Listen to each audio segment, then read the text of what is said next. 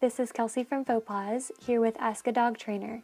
And today's question is, what do I do if there are problem dogs at the dog park?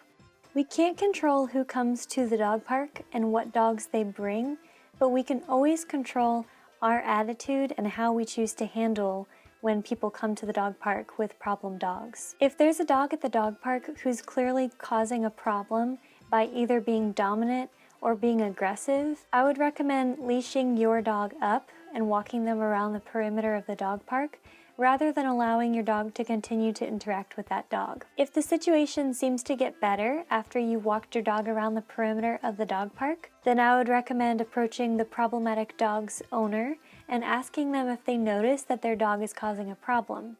They may simply not have been paying attention and not know, or they're not very well adept at reading dog body language, and so they really didn't know that their dog was causing a problem. But when we approach it with a calm and a kind attitude and unassuming, then oftentimes we can avoid conflict with that person simply because they were unaware. If that dog's owner is simply unwilling to note that their dog is causing a problem, then I would either recommend leaving the dog park at that time and taking your dog elsewhere to socialize or exercise them, or continuing to walk around the perimeter of the dog park and not engaging with that dog or owner specifically. Most people who take their dogs to dog parks end up doing so because they think that it's going to both get their dog's energy out and be a good socializing opportunity for their dog, when in reality, we really need to walk our dogs first and get their excess energy out first before we go into a social setting like the dog park. If we just go to the dog park first, the dog park will amplify both the nerves and the excess energy that your dog already has, multiplied by the number of dogs that are there.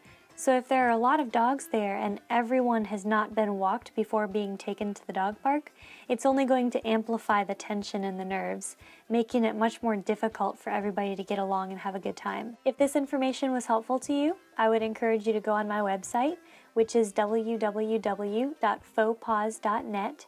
That's PHOPAWS.net. And go ahead and subscribe to my weekly newsletter.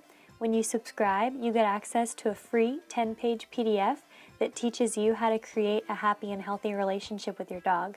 I cover topics like investing time in training your dog's natural tendencies, what their breed's tendencies are. There's a ton of helpful information in that PDF. You'll receive exclusive content from me every Friday specific to dog behavior and how you can help create a better relationship with your dog. Also, be sure to subscribe to this YouTube channel called Ask a Dog Trainer for bi-weekly videos every Tuesday and Thursday.